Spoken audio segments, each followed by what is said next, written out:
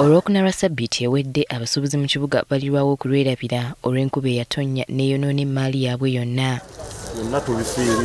Kino bakiteeka ku mwala gw'e Nakivubo oguli mu kuzimbibwako mu kadde kano. President Museveni stopping hamu alekerawo okuzimba buli wazimba ffe twongera kulumwa. Kati olunaku olwaleero abasuubuzi abaakosebwa basisinkanye Lord Mayor wa Kampala n'akulira ekibuga Kampala ku City Hall.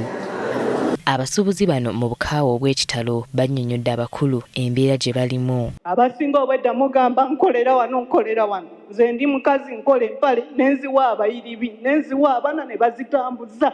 Emmaali yange yonna yaweddewo nga siinawe ngenda gamba nti wano weewano. Obuzibu bwonna buva ku mwala. Ne batusasula ssente batusasula tuveewo tugende tunoonye gye tukolera. Awo we tukolera emyaka gyonna. Tumazeewo emyaka egisuuka mu 10 twava mu kizimbe ekirala ne tudda mu kirala. Twagala kumanya lwaki ffe tetukolanga hamu abantu be bazimba. Hamu yaani? Naye nga tusasula layisinsi. KCC bw'eba enoonya layisinsi buli dduuka etuukawo. KCC bw'eba enoonya layisinsi buli dduuka etuukawo. Era ne bw'eba sitoowa KCC egimanyi. Naye bwe kituuka okunoonya abantu abaafiiriddwa amaduuka gabula. What is that?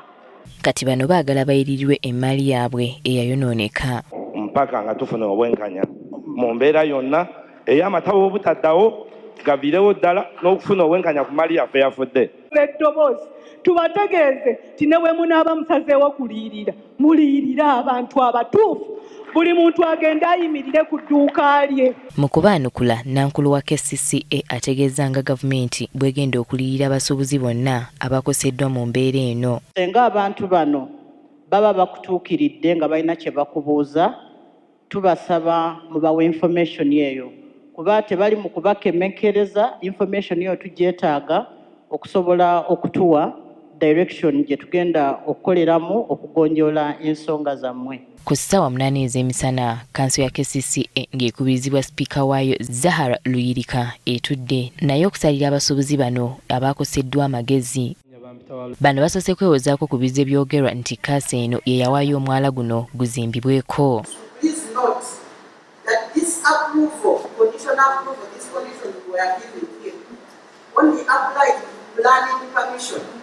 And he was required to apply and obtain building permission prior to proceeding with the development of the land.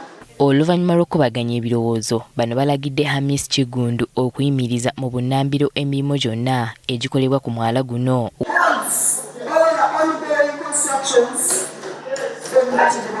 Wadde nga nankulu wa KCCA abadde yategeezezza nti gavumenti egenda kuliyirira abasuubuzi bonna ng'eyita mu ofiisi ya Ssaabaminisita, bakansala baagala hamu yennyini y'abeera aliyirira abasuubuzi bano. Kansa era etegeezezza nti hamu ono asaana akwatibwe avunaanibwe mu mateeka ng'abalala bazze balajagalira emirimu gyabwe bwe bazze bakolebwako. Wabula kino nankulu wa KCCA agambye nti bakyalina okunoonyereza kwe bakola olwo balyoke basalawo ekyenkomeredde.